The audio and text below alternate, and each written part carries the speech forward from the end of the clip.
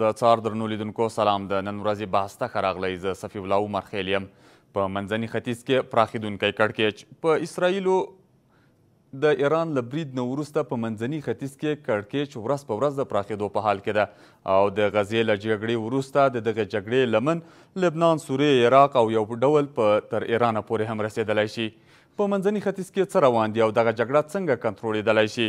د منځني ختیځ د جګړې اغیز په سیمه نړۍ او په ټوله کې په افغانستان باندې هم اغیز لري او که نه؟ د څار په ننني بحث کې پر همدې موضوعاتو له خپلو درنو میلمنو سره بحث کوو. د بحث میلمانه دي د سیاسي چارو کارپوه سمیع الله احمدزی او همدا ډول د پوهنتون استاد او د چارو شنونکی اسحاق اتمر له جرمني نه راسره پر لیکه دی. د دې ترڅنګ د نړیوالو اړیکو کارپوه ښاغلی عزیز معارج له لندن نه راسره پر لیکه دی. خپلو درنو میلمنو ته ښه راغلاست وایم. په پیل کې معارج صاحب غواړم له تاسې نه وپوښتمه چې ستاسې په نظر باندې د منځني ختیځ اوسنی حالت کوم لور ته روان ده؟ مننه ناظم. تاسو تخنیکي همکارانو ته، قدرمنو میلمنو ته، لیدونکو ته سلامونه احترامات وړاندې کوم. وعلیکم السلام. د منځني ختیځ جګړه له کنټروله نه ده وتلې. دا کنټرول جنګ ده، دا رهبري سوی جنګ ده، مدیریت کیږي دا جګړه. دا د زبرځواک هېوادو د شرق و غرب خپل منځ کې د سیالۍ جګړه ده. دا پیسې په همدې اهداف ده. د جنګ د جګړې ډګر راټولېږي هلته. کله چې دغه جګړه یو وخت اسرائیل او اصلا خو حماس په اسرائیل باندې حمله وکړه، د روس په وسله او د روس په امکاناتو چې هغه وخت اسماعیل هانه دا مدیریت کاوه.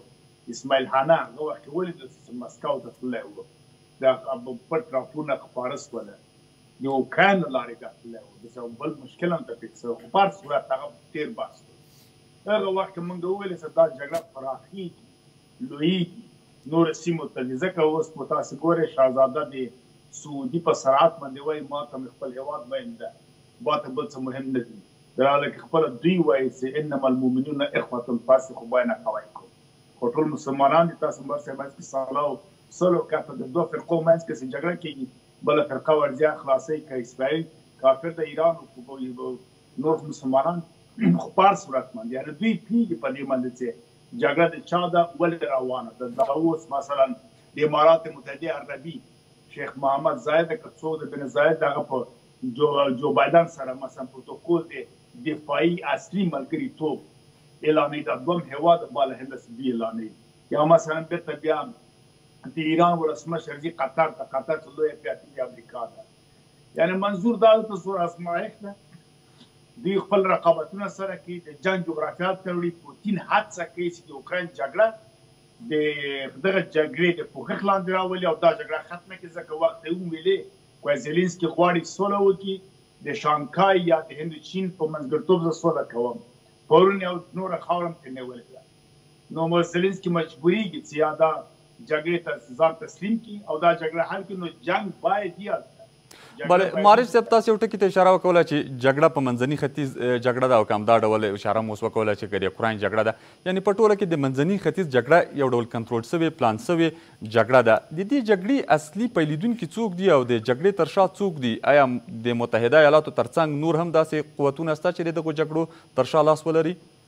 بالکل. کله چې متحده امریکا په جګړه کې راځي، اتمه ماده د مثلا خپله د ناتو د تړون چې وکتل سي هر هېواد که جګړې ته ځي نور هېوادونه مجبور دي هغه نه دفاع وکړي، یا د ناتو په هر هېواد چې حمله کېږي نور هېوادونه مجبور دي. دغه پروګرام هم دې ته جوړ شوی ده. دا سیتو کې دا مسایل ډېر نه وو. ناتو چې په 1990 کې جوړ شو، دا ماده یې پکې زیاته کړه چې بل هېواد به خامخا لکه په معنا یې دا ده چې په یوه هېواد د ناتو حمله وشوه لکه په ټولو کې وشوه. خو دلته د ناټو د هیوادونو ترمنځ هم یو څه مثلا اختلافات شته. ترکیه هم د ناټو یو غړی هیواد ده، په عین وخت کې له اسرائیلو سره هم رقابتونه لري په منطقه کې. فکر نه کوئ چې د ناټو ترمنځ هم یو ډول حالت ویشلی ده او که نه؟ نه نه نه نه، ترکیه مجبوره ده د اسلامي هیواد په توګه شعار ورکړي. دی کوم عمل کړی ده، عمل کولی شي. خو که دی که رښتیا اسلامي و هغې یو بیا وخت کې دی خپله وایي چې زه جانشین د امپراتوري د عثمانیه یم، نو که چېرې ته جانشین یې او ته د اسلام ټټر وهې، ورسره اوس حمله وکړه، د اقل ورسره سوله وکړه. هغه مصر خو له تا نه ښه په 80 کال کې سوله وایي او څه خو وکړه، لارې خو جوړه کړه. دا اوس هم ادعا یې کوي. نو ته خو دا کار هم نسې کولی. ګوره دا جګړه سوریې ته ځي، عراق په دې کې رانیول کېږي، نور مثلا دغه اردن او نور هېوادو ته هم رسېږي، یو څه یې پراخوي خپله دا د سعودي او د سعودي نه جلا شوي دغو هېوادو ته کیدای شي خطر پکې پیښ نه شي اما کیدای شي تر لبنان او مصر پورې دا ورسېږي دغسې نقشې ورته جوړې شوي مګر تاسې د جګړې د کنټرول یادونه وکوله تاسو د جګړې لري په اروپا باندې مسل لري که مونږ ته دغه ایران نه ډېر خطر نشته چې د افغانان باید ونه راسي ایران ډېر ازمار ډېر هوښیار ده هر څه په اجازه باندې کوي هلته ځي په اسرائیل حمله کوي دې خوا ته بیا ځي د امریکایي چارواکو سره په قطر کې ګوري هغوی ځان نه خرابوي ګر چې موږ د مسلمان په صفت باندې خفه کېږو چې یو مسلمان چې ته ځورېږي یا څه پې کېږي مانو که بیا هم ایران ول کېږي موږ باید د ایران دفاع په دې ونه کړو چې 50 کاله ایران د خپلو ګټو دپاره افغانان برباد و مړه و شهیدان هڅه یې کړل بر ناقده خبرې کې کشورم جوار کشور دوست کشور همسایه کشور هم فرهنګ فلانی چې ګټې دوستي کوي چې ګټه یې قوي ترینه دښمني هم کوي لکه څنګه چې فاطمون زیربون جوړ کړل څنګه چې اشګاره جوړ کړل څنګه چې تفرقې واچولې افغان او افغانستاني باندې سره راوستل ګډوډي یې درته وکړه خلاف د ستاندرد همیشه دوی مواد افغانستان ته رالېږلي دي لاستو چې په حکومت کې دا اوس هم مداخله کوي راځي ودلته ډېره مننه کوم عارف صاحب خپله ته قومي مملکت اداره مخې ته بیایي 53 قومونه دي سني مذهب ته اجازه نه ورکوي نور قوم اجازه نه لري دلته راځي دا تفرقات چې کله به کلاب ته وسلې وړلې مشهد نه کله به خوجبالدین ته وړلې کله به نیمروز ته وړلې یعنې موږ باید خپلې ګټې خپل امنیت او خپل سوله دې مسایل مننه کوم عارف صاحب نه د ایران نه د بل نه د بل باید پام نه کړو شهزاده سعودي ښه خبر کړې ده هر چا ته خپل هېواد خپل وطن خپلې ګټې مهمې دي ډېره مننه کو بېرته راګرځو ماري صاحب تاسو ته ماري صاحب ستاسو په نظر باندې جګړې ته د ایران را داخلېدل تر دې مخکې د کارپوهانو له نظر هم ډېر نه و اټکل سوي او ډېری په دې باور و چې ایران به هېڅکله داسې یو برید ونه کوي جګړې ته د ایران د داخلېدلو معنا څه ده او څومره یې د جګړې وروستۍ معادله باندې اغېز وکاوه ګوره دا استخباراتي جګړه ده ایران د چین او روس سره هم سر خوځوي او دغه په نیابتي جګړو باندې هم دا کار کوي هغوی مو ته ټټر وهلی ده مخکې له هغه نه دغه بعضې توغندي و شیان دوی ورکړه دوی ته مثلا S-400 S-500 توغندي یې روسیې ورکړل د چین سره هم رابط لري له قضایو نه ځان نه جدا کوي خصوصا د خاور مسله او د اسلام او د دین دی وایي زه د شیعګانو مشر زه یم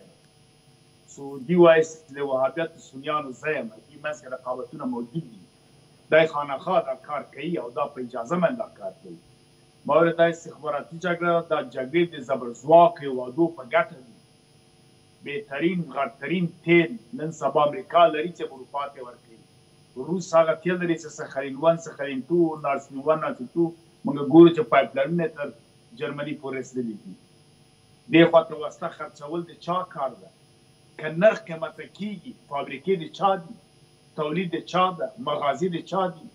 خو دا ټول دوی ګټه پکې دی کوي ماري صاحب پوښتنه هم دا ده چې اوس ایران د چا لپاره کار کوي مستقل اقدام کوي او که نه هدف مو دا ده چې هغه د چین او د روسیې لپاره د هغو لپاره یو ډول ملګرتیا کوي بلکل دغه ملګرتیا هم کوي یهودانو سره هم دوی سر خوځوي په همدې اوس دوی په پارلمان کې یهودان ناست دي یهود سته حق ورکوي په خپله پاکستان اسرائیل سره رابطه لري دې قضایو د ګټو نه ځان نه جدا کوي نن وایي چې زه یو څوک یم زه یو اتومي قوت یم ځان پورته رسوي دې جای ته ځان رسوي معاملې کوي ټول په دې پوهېږي سیاسون د دنیا چې دا استخباراتي لوبې دي ګورئ تاسو دغه تاریخ ته چې موږ اوس وګورو پخوا نه په دغه 14 د مې د 1914 کال هغه وخت لومړۍ جګړه دوام درلوده ځکه په 18 کې بیا بنده شوله جګړه په 14 کې شروع وه دلته دا مارک سایپرس او له جورج د فرانسوا جیمز پیکو سایکو پیکوس ورته وایي دوی یو تړون لاسلیک په هغه وخت کې دوی ویل چې موږ او اسرائیل حکومت جوړوو او هغه وخت تصمیم ونیول چې مسلمانان جدا کړي عثمانیه له منځه یوسي دغه د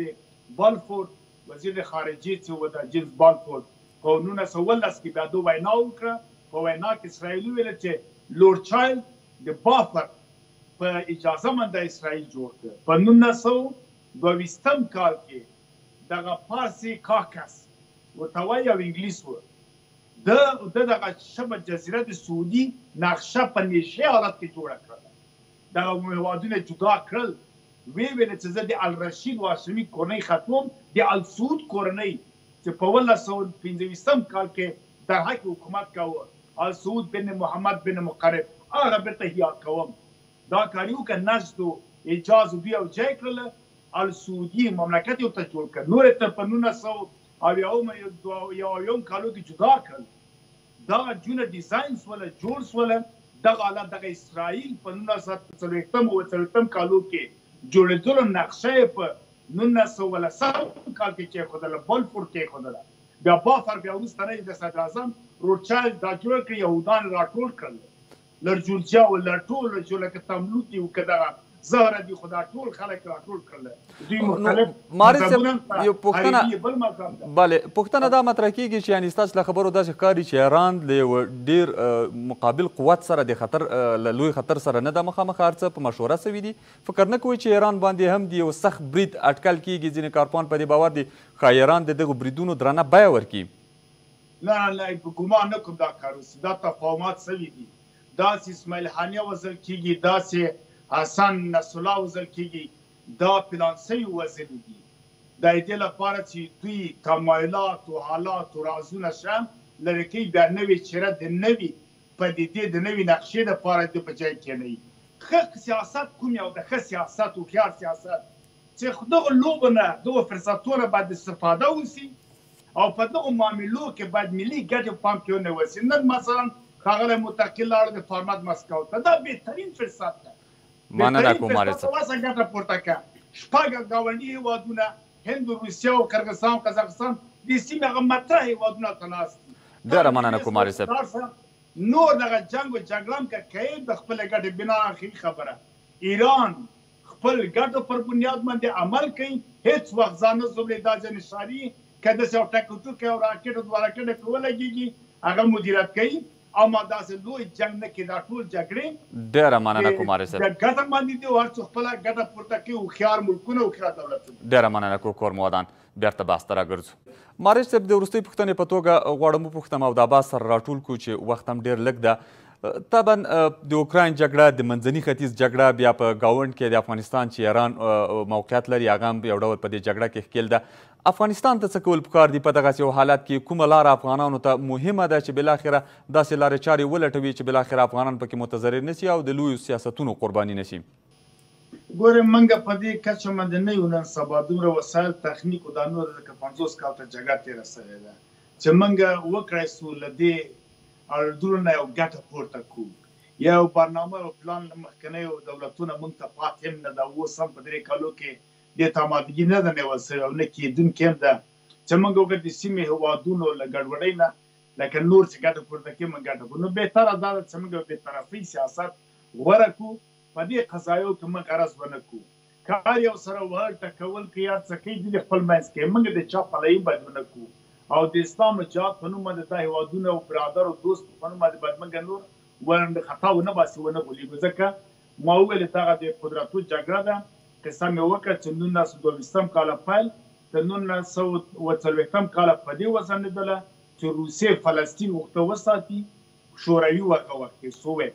ډېره مننه کوم غوښته دلته مملکت جوړ کړي چې بالاخره هغه د یاسر عرفات یې وساته داسې وش له د مشرانو سره غټانو سره د خپلې ګټه پر بنیاد نه یتنیاهو صلاحیت لري نه یې بل لري چې وایي اشاره ورته وکړي چې پرې ختمېږي یو وارې ایران را د مخکیني ولسمشر په غلطي وکړه بې اجازې اقدام وکړه په کور دننه یې مړ کړه ورته ویې خو څه موږ دومره قوت لرو نن سبا ټوله دنیا قوت ډېره مننه کوم مارس صاحب شتمنۍ هڅه له دوی سره دي و